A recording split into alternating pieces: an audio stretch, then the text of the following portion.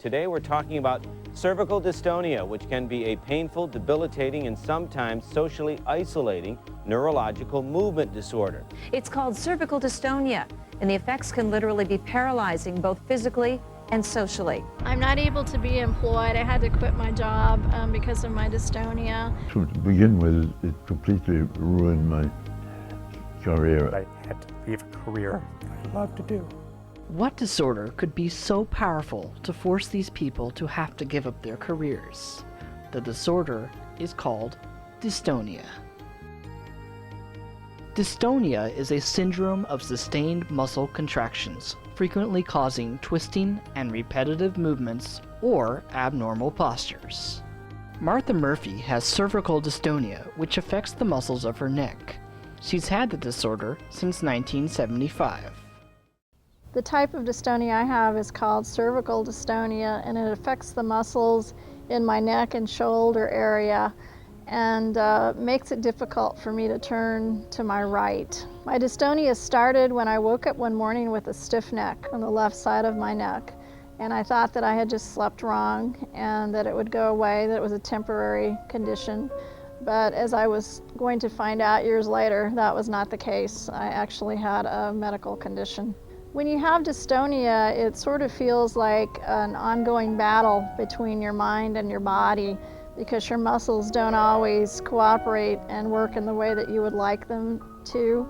With dystonia, you don't really know how you're going to feel from one day to the next. Some days are better than other days. So you sort of have to wait and see how you are when you get up in the morning, and that sort of determines what your day is going to be like. I'm in a certain amount of pain every day. I always have stiffness in my neck, always. That's never gone away since 1975.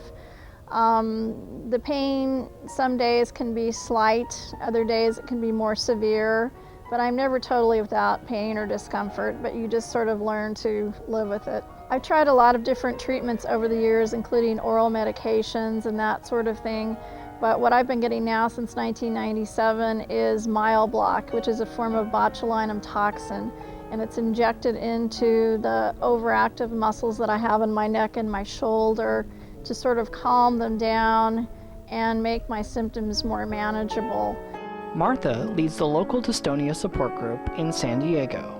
I wanted to meet other people who also had dystonia because I had never met anyone before, never heard of this disorder before even. This is 20 years later now, and we went from having 4 people to over 400 people on our mailing list. So it's something that I really enjoy being a part of. I think support groups play a very valuable role for many dystonia patients and their families because it allows them the opportunity to meet one another, exchange stories, and also we bring in guest speakers on relevant topics of interest. The Dystonia Medical Research Foundation estimates that there are at least 300,000 persons in North America alone who have some form of dystonia. But given that so many people go undiagnosed or misdiagnosed, we really feel the numbers are probably much higher than that. Dystonia can be a challenging type of a disorder to deal with, and it really helps to try to maintain a positive attitude, sort of take each day as it comes, not overtax yourself, and you can really lead a productive life. Claude Montu has Mage syndrome, which affects the muscles of his face, mouth, and eyelids. His symptoms began in 1982. My dystonia is called Oromandibular dystonia. It's also called Mage syndrome. It began by affecting my jaw and gradually began to affect the back of my neck and crept up my chin and is actually also causing my eyelids to droop. Right now, the eyelid problem has been really bad, so that I cannot read. His symptoms began in 1982.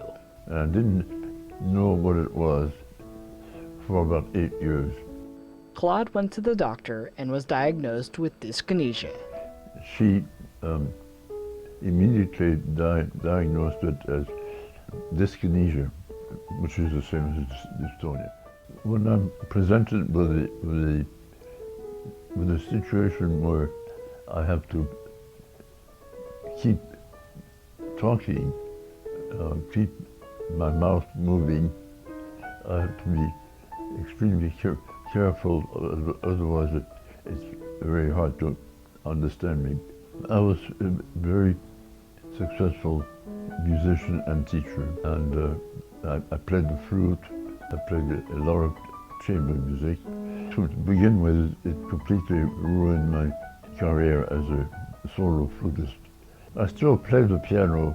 I do teach. I teach only people who are either professionals themselves, or music or flute teachers, or extremely talented high school kids. To help Claude with his symptoms, he gets Botox. And I think Botox is the only thing that provides temporary relief. I'm still not unhappy because I'm teaching, and I'm able to help people. Paul Fowler has spasmodic dysphonia, which affects the muscles of his vocal cords. This is Paul before his symptoms began. It has custom chrome wheels. The person who owned it had those put on before me. And it has the topper. And this is Paul now. I don't have any idea whatsoever what caused my spasmodic dysphonia, and most things I've read about it and the doctors I've spoken to have said there's no way to determine what exactly caused it. And it didn't happen overnight, it was gradual. The type of dystonia I have is the spasmodic dysphonia. It affects my vocal cords.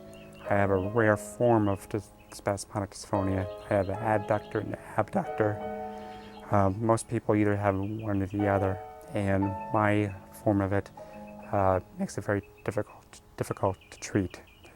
I used to be a teacher. It was very fulfilling, and when the lectures got to be so much of my voice that I had to take a leave of absence from work, I knew then that it was time to go. My personal life, it's affected me. Most of my friends are very supportive about it, so we will do IMs online or email. The message I'd like to get out about dystonia is mainly be aware of it, that there's more than one form. It's not just a voice, it's not a limb, it's not just one thing, it's various things.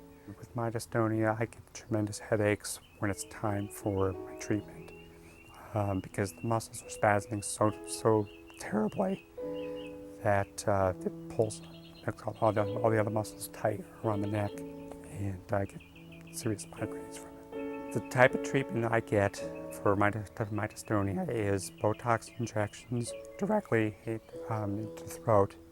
He will inject me directly from the outside in, and then to do my back muscles. That's for the front muscles. The back muscles, he will move my voice box over and then inject again.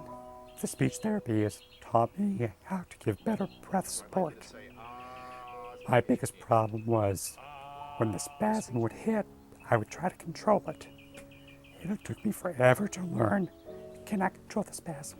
But I am very good friends with Grammy Award-winning recording artist Juice Newton, and in fact we had a benefit concert for Dystonia, the Medical Research Foundation, in which Juice did the concert. And we also had another friend of mine, Carol Curtis, who does entertainment locally. And we raised we donated $10,000 to the cause. The general public, depending on the environment, can be a big challenge. A great example is bowling alley. You know, when I hear everybody laughing and carrying on and cheering on their team and that kind of thing, all I can do is this, I can't yell it out or scream it out. And if I do, it's short-lived, and then my voice is gone for the next 2 days. My worst days, or my days when I can talk decently, I have to deal with it in a certain way so it doesn't depress me. So humor is the best way. My medical doctor had said that I sound like his 15-year-old son, so I use that to my advantage a lot. For more information, contact the Dystonia Medical Research Foundation at 1-800-377-DYST or log on to their website at www.dystonia-foundation.org.